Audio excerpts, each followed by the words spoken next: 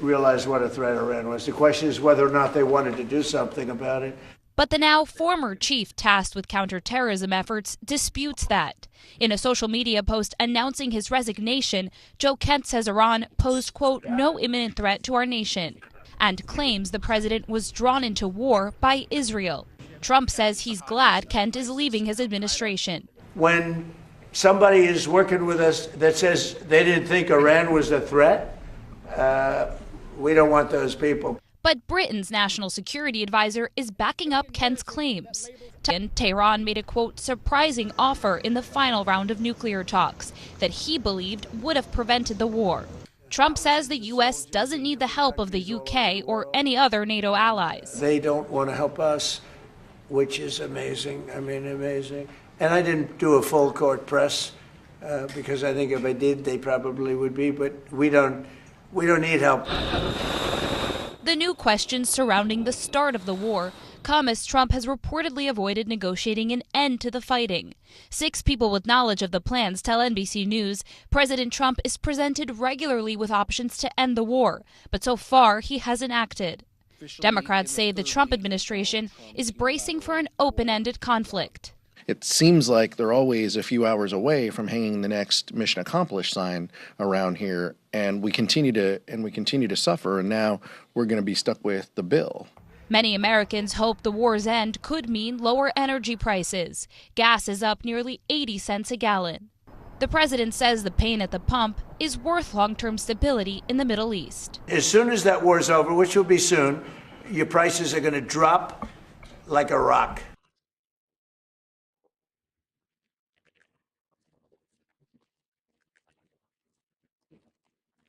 That's how you start a World War III. You start a World War III by doing something that, other than people that wanted this forever, who else thinks that's a good idea? Who else thinks it's a good idea to just attack a country that isn't doing anything?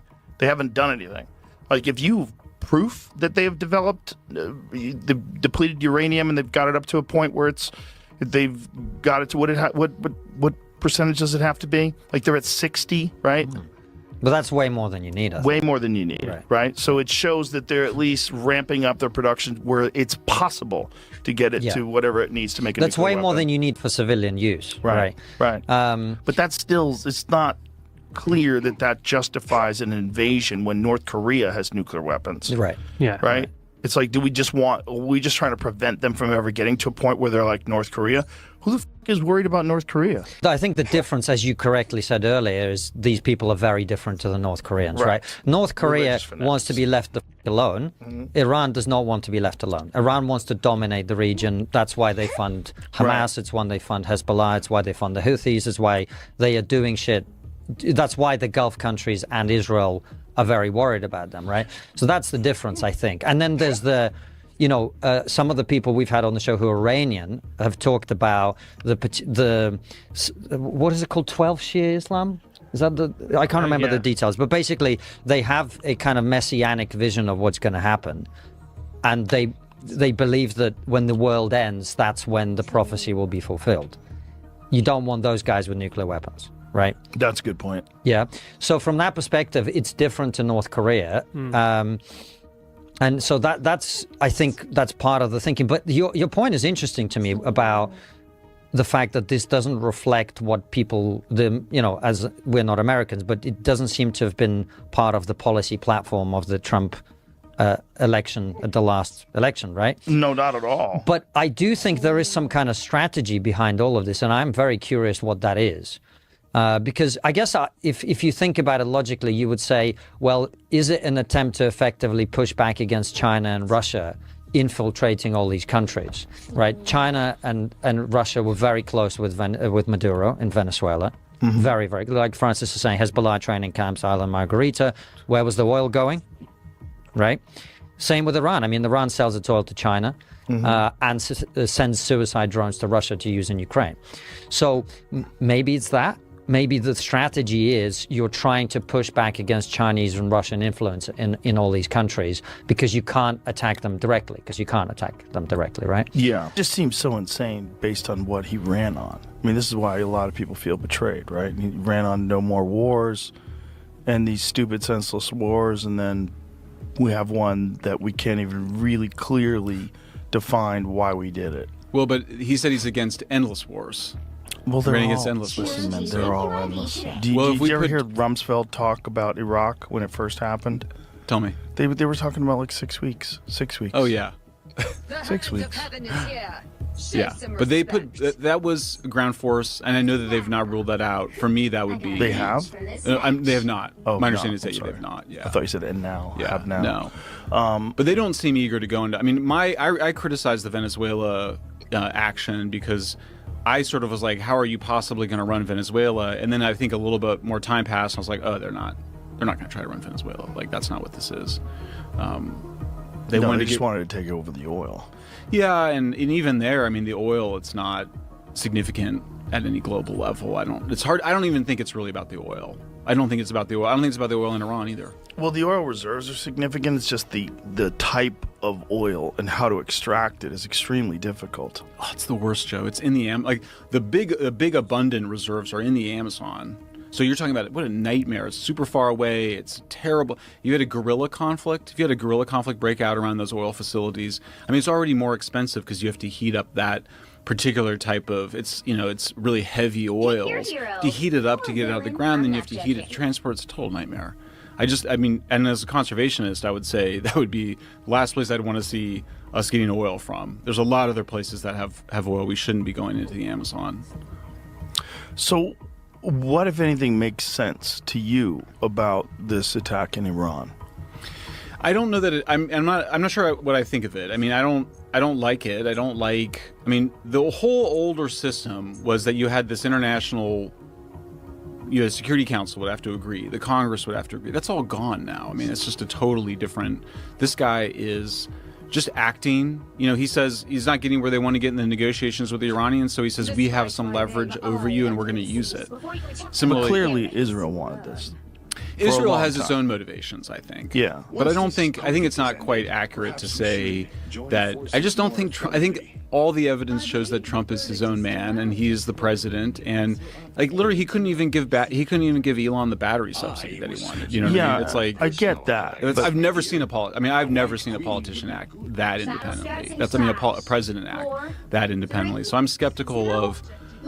I mean, I think that Rubio was sort of like, well, they were going to attack, and so we had to, there's some of that, but I just think Trump's doing what he wants to do, and we should. You really think it's that simple? Trump's doing what he wants to do. That's it? Yes. You don't think people are influencing him? Because there's a lot of war hawks around him, right? There's a lot of people that want this and have for a long time. I mean, Netanyahu's in there, but then Tucker was in there a bunch. But do you think against Tucker has the kind of influence that Netanyahu has? Well, I mean, I guess if you just base it on the outcome, then the answer is no. No. But that's what I'm saying. I think he listens to everybody, but I just don't think it's. Russians aren't behind him. Israelis. I mean, Trump is. Look what he's been through. I mean, he's got where he is. There's no way he's gonna. They don't have anything on him. That's how my do you know view. that? I don't think they have anything on him. But how do you know behave that way? Well, they could, but we don't see any evidence for it. Well, you wouldn't see any evidence until it broke out. Until Sure. they released it. Yeah, and we'll get it. I'm sure we'll get into Epstein, but I mean, I just think when you don't have evidence of something, then you can't assume that it's happening. I haven't seen any evidence. I've seen evidence that Trump is fully independent. With it, particularly this case of Elon, surprised me. I would have thought at a minimum you'd give your largest campaign contributor the one thing he wants. I mean, Doge was something he wanted too, but. And then I look at Iran and I kind of go, Trump has always won. I mean, Trump has been criticized. He said he doesn't want Iran to have a nuclear weapon for a really long time. I don't know the exact date, but certainly. Well, no one wants Iran to have a nuclear weapon other than Iran, right? Yeah, I think that Or their allies. he also put it this way. He was also critical of the Democrats' approach, which was the sort of the mainstream IAEA approved approach, because of course under international law, Iran has the right to nuclear energy and to nuclear facilities, including the centrifuges and the enrichment. Iran has the right to all that under international law, and Trump doesn't agree with that, and he's not going to let international law get in his way. So, when you say he has a right to it, you're talking just about nuclear power. Yeah. Right? Right. But that includes enrichment. So, to a certain point. Right. But they've already surpassed that point, right? Yeah, and I believe, if I'm wrong, I'll correct it on X, but I don't think it specifies the level of enrichment is part of the issue, and then you've got these centrifuges, and so it's all been a cat and mouse game. I personally do not doubt for a minute that Iran wants nuclear weapons, and that's what's been going on. I think most people think that, but the Obama administration was like, we can lift sanctions in exchange for controlling their nuclear program. Trump has not, for a very long time, agreed with that approach. I think he was criticizing it for many years before 2016, before he decided to run, but definitely for the last 10 years. Did you read the thing today that came out that they're discussing some sort of a leaked transmission that seems to be an activation of terror cells? Iranians have? Yeah. but I'm not surprised. Right. Sounds bad. Yeah. That's one of the things that obviously, that was the first thing I thought of, was like, oh great, are we going to get a bunch of Iranian suicide bombers in the United States now? It's obviously... I don't know if it's going to be suicide bombers, but I would imagine it would be something a little bit more destructive than that. Could be. I don't know what they can get in. I mean, Sean Ryan's been having folks on that say that people are getting in with heavy artillery. I just don't know the status of it. Well, the real problem is they can do for 4 years the border was wide open. Oh yeah, and definitely some people from the Middle East got through, and we have no idea like what is I mean, I'm sure there's some intelligence agencies that have an understanding of what the threat is. I hope so. I mean, I think we see that these terrorists are able to do an incredible amount of damage with pretty simple rifles. And sometimes, was it the French, that particular terrorist action, there were other people that were using bombs that, only killed 1 or 2 people, but the guys with the machine guns were able to gun down, dozens of people. So certainly, that's scary. I think none of us I think that's where a lot of Americans, when it happened, the reason so many people were against it, I believe a majority is against it, is because you're like, great, what are we, first of all, is it going to be another endless war? And second of all, are we going to get a bunch of terrorist actions here? I think if we did, I don't think support for the war goes up. I think it goes down. Oh, for sure. Yeah.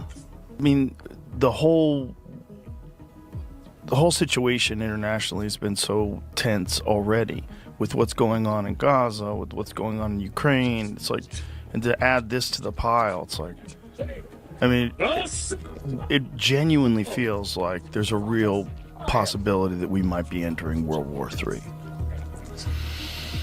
What would that look like? I don't know. I never expected Iran to start attacking.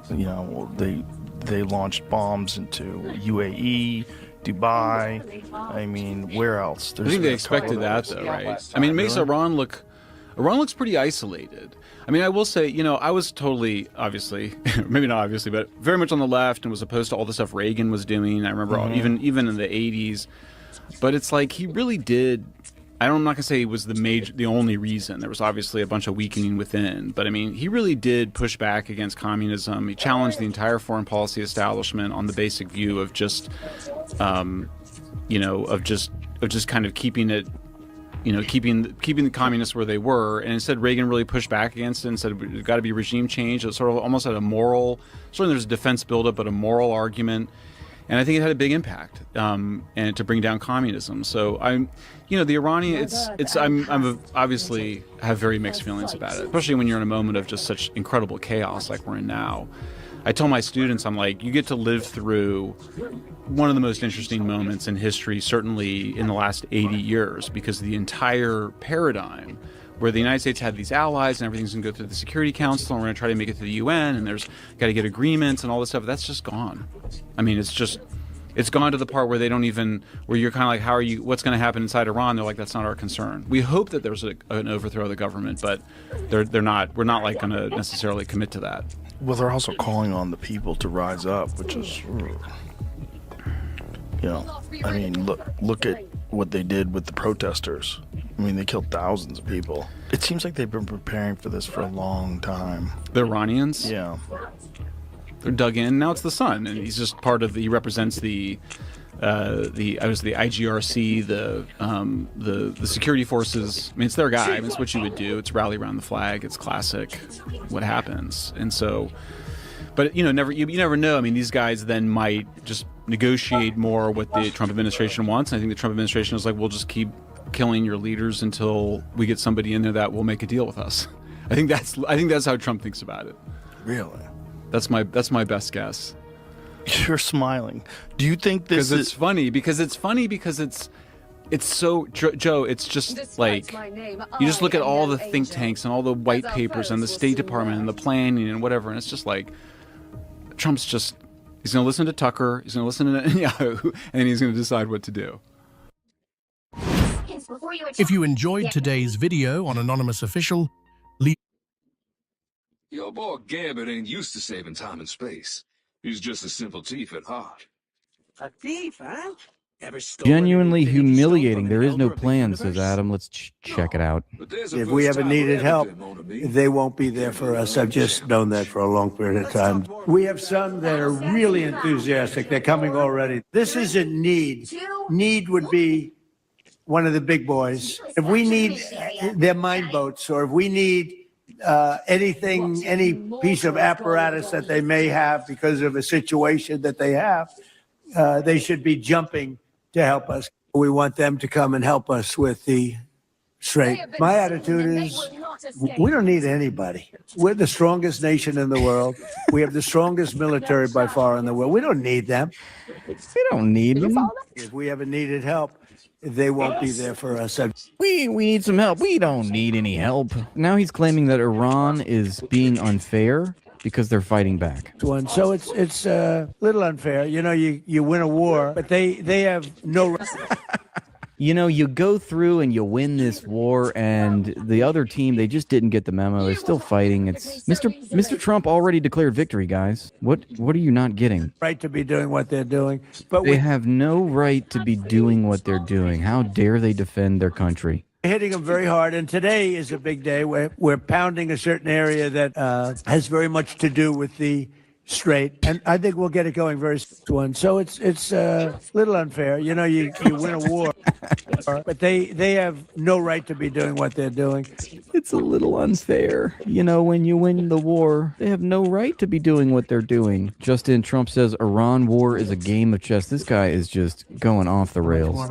Only because people don't understand. To a large, it's a big chess game at a very high level. It's unfortunate that President Trump doesn't know how to play chess. President can only play checkers, if that. A very high level chess, the highest, and I'm dealing with very smart players. These are smart people. They don't. Oh shit, he's being challenged. I think what he's trying to say is that he's really dumb. Don't you think? That's what we're reading between the lines. He's like, these are some very smart people. Maybe they're just average intelligence, and maybe you're just a There, you know, when you deal with some of these people, you're dealing with high level intellect, very high IQ people.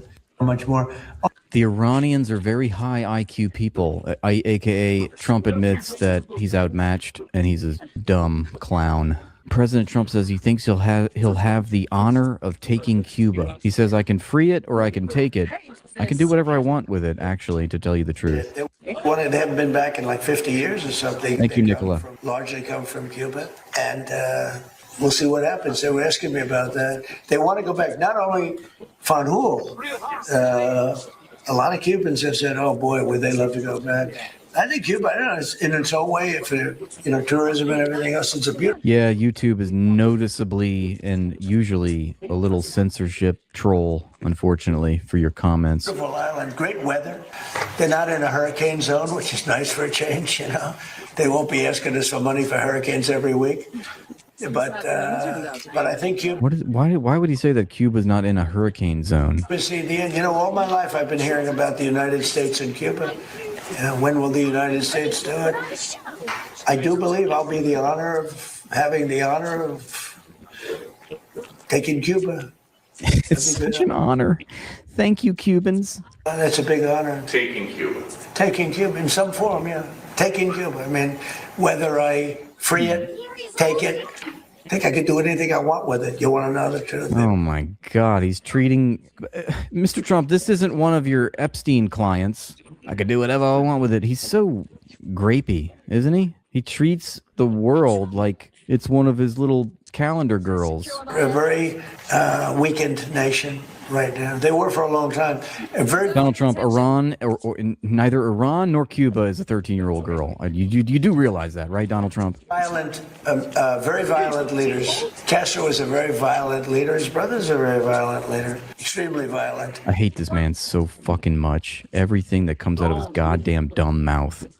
This guy. Reporter asked Araghchi, why don't you ask for a ceasefire with the United States? Araghchi responds, because we want to teach the Americans a lesson so hard that enemies never even think of attacking Iran again. Now, did the president just admit that we went to war for Israel in this clip? Zero. We don't need oil.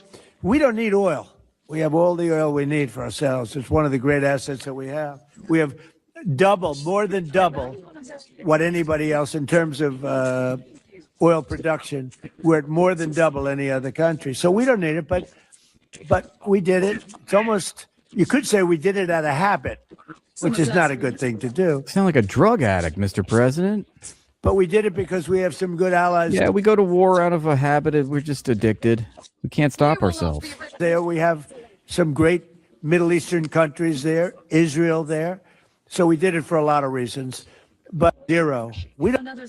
So it kind of sounds like you said you did it for Israel. This is being reported at a drop site 7 hours ago. They say Iranian military command mocks Trump, says the U.S. operation should be called Epic Fear, not Epic Fury. Boom, roasted. Iran's Qatim al-Anbiya Central Headquarters, the wartime command that coordinates operations across Iran's armed forces, shares a message in English directed at President Trump. The very place, a message to the President of the United States. The outcome of war cannot be determined by tweets. The result of a war is... A message to the President of the United States. The outcome of the war cannot be measured in tweets. Determined in the field, the very place where you and your forces do not dare to approach, and you can only talk about it in your tweets. It's better to name this war as Epic Fear instead of Epic. You saw how he slightly smiled when he said Epic Fear. Yeah, take this. Or as Epic Fear instead of Epic Fury. A message to the President. Oh man, they're just trolling Epic troll. Look at this. Children running to the bomb shelter in the middle of a school day in Israel? Say it ain't so.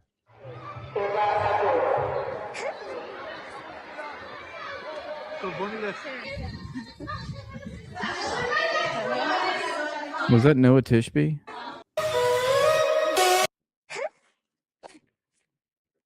I don't know, guys. I think he's alive. He's got 5 fingers. Araghchi says, my last contact with Mr. Witkoff was prior to his employer's decision to kill diplomacy with another illegal military attack on Iran. Any claim to the contrary appears geared solely to mislead oil traders and the public, constantly having to fight disinformation. Speak of the devil, Noah Tishby. This is what millions of Israelis have to live with every day and every night. And this is her favorite brand of content, acting like she's the victim. Here we go.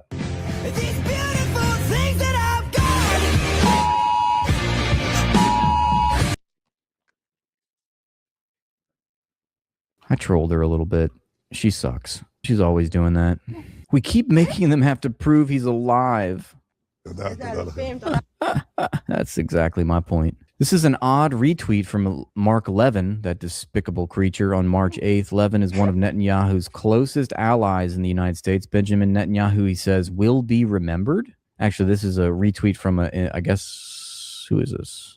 I don't know. Maybe it's a fellow Israeli Knesset member, a fellow tiny hat man. Yeah, so Benjamin Netanyahu, says this Israeli official, will be remembered in history? On March 8th, this was said, as one of the greatest leaders of the free world, not only of the Jewish people, but of the entire Western world. What has guided his public life for more than 50 years is, without a doubt, a deep consciousness of Netzach Yisrael. Insert Jewish gibberish. Here's a session in the Knesset as it's being disrupted by incoming missiles from Iran. Panic ensues.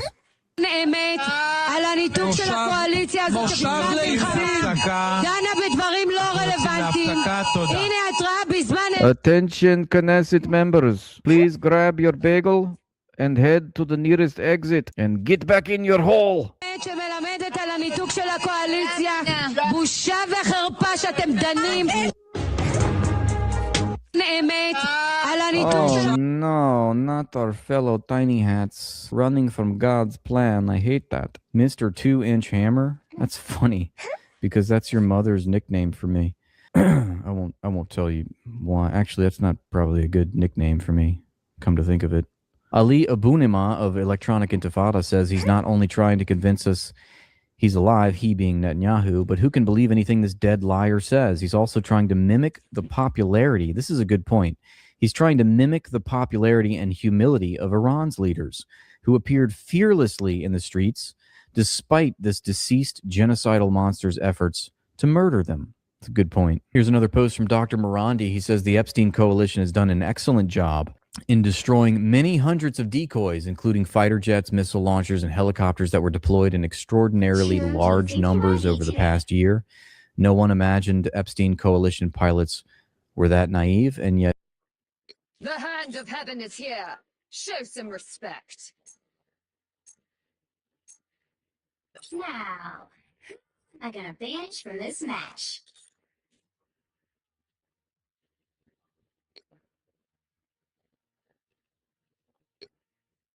Nice. Check this out. This is, I think, an overhead shot of, I think it's those Strato tankers that got destroyed at that army base in like Iraq, I think. Let's read this relatively long repost and see if it produces anything of value. Remember those senior Israeli officials whom Iran targeted a few nights ago? The morning after Tasnim News, which is, I think, an IRGC affiliated outlet, announced that they had hit Bibi, but was ignored. But Bibi has not been seen since. Elon Mitzrahi, who we quote a lot in this stream, who has reported on Bibi for decades as the authority on Israel's Corps de Ballet. Bibi's son has stopped tweeting, previously unseen. IDF's Security Council met yesterday without him, ditto. The Security Council guys looked gutted. Yes, we noticed that too. They announced important new policies, but did not mention Bibi as their inspiration, patron, and guide. That's behavior that's been unseen in 21 years. Meanwhile, Iran is targeting air tankers, carriers, and radars. Iran destroyed 7 tankers so far, 5 in the image. So those are the Strato tankers I was referring to, as Tasnim claimed. Iran said it struck the USS Lincoln and provided footage. Washington denied it. Yes, Trump famously said that was AI. And then Saeed said, yeah, AI stands for actual Iranians or Iranians. There are no US-in ships within 700 kilometers, Paris to Berlin of Iran this morning. So within 700 kilometers of Iran, no U.S. Navy ships. Iran destroyed all its land bases, so USAF fighters have a 1,500-kilometer round trip and a 1,200-kilometer flight radius. Yeah, apparently fuel is a big deal in waging this war. I mean, not apparently. I mean, that's a given. But you know, these F-15 and F-35 fighter jets, they require a lot of refueling, given these sorties that they have to do into Iranian airspace. All down U.S. fighters were on Iran's borders. This is exhausting America's standoff weapons inventory. Iran has destroyed every long-range U.S. radar in MENA. Israel now partially sighted sounds alarms when 1,500-kilogram warheads are minutes away. Mothers and children live in shelters. Israel has almost exhausted its inventory of interceptors, fewer of which are seen in the skies at night. Israel has bitten off more than it can chew, as always, and Washington has always rescued it. But Ukraine had drained U.S. missile reserves long before this war started. That's true. And we learned that from Larry Johnson. Of the total amount of Patriot missiles that have been produced, let's get a laugh from one of our favorite programs, the Palestine News Network, as they troll DC Slime. So do you support the war in Iran? Sorry, I'm not interested. Can't be bothered, please. Didn't ask any of that, sir. Do you support the war in Iran? That's like the mortal sin you commit when you're going up against this guy. Oh, no. Just wave him off. That you just made a mortal enemy right there. Sorry. America first or Israel first? I'd really appreciate it if you'd stop recording. I'd appreciate it if you answer my question. Have a good day. Have a bad day. Have a bad day. Another invader. Another invader of the homeland. Sir, do you support the war in Iran? You look like a real American. Oh, you look super annoyed. Get out. You're annoyed. What'd you say? Get out. You just got in my face, little boy. Little boy? You just walked right in my face, little boy. That guy's vertically challenged, too. Damn. Richard Medhurst says this moron doesn't even know the difference between excursion and incursion. Can we wrap this war up this week? Yeah, sure. Good. Will we? I don't think so, but it'll be soon. Won't be long. And we're going to have a much safer world when it's wrapped up. It'll be. Look how he's got his fingers on the desk. Look at his body language. It's not really a show of strength. Wrapped up soon. We're going to have a much safer world. I had an obligation to do this. I didn't want to. I call it an excursion. I didn't want to make this journey. We had the highest stock market in history. We had. Wow, Mr. President, that's a pretty striking admission right there. We had low gas prices. Everything was good. Oh, you saw how you did that? Oh, everything was good. He's throwing up his hands like, I'm failed. I don't. The way he puts his hands back on the desk, he's like defeated, you know? I know exactly. I know what, you're going to do it, and people are going to raise the price. Oh, even all of this spells defeat to me. The body language,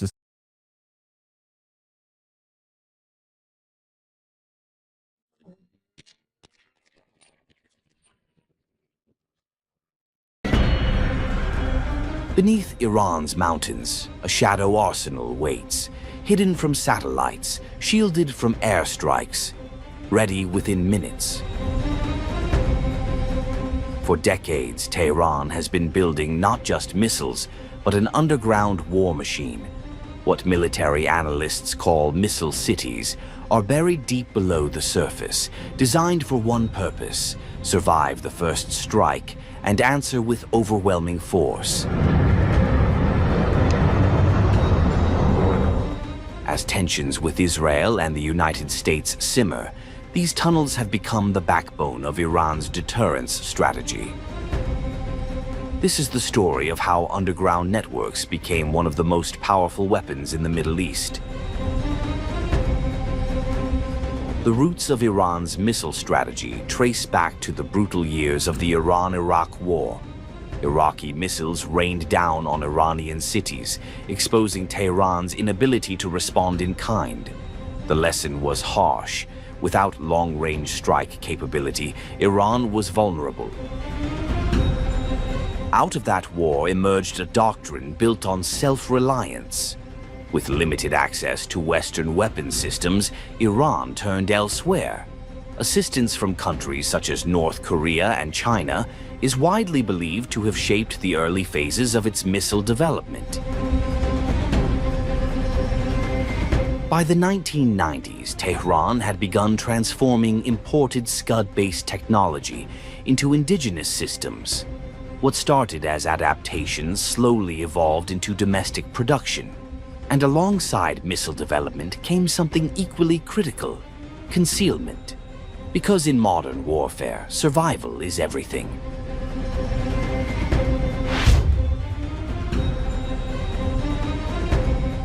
Over 4 decades, Iran invested heavily in vast underground storage and launch complexes, what military observers now call missile cities. These are not simple bunkers. They are sprawling tunnel networks carved deep into mountains and reinforced with layers of concrete and soil.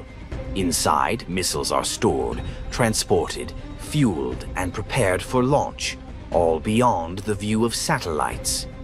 VO5. Traditional silo systems keep missiles in fixed vertical shafts.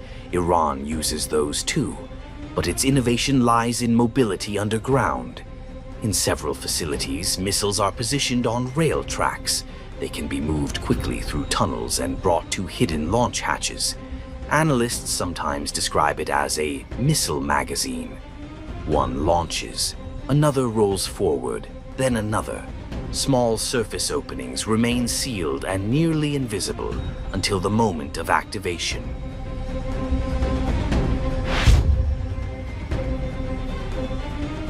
Iran's missile arsenal is considered regionally significant.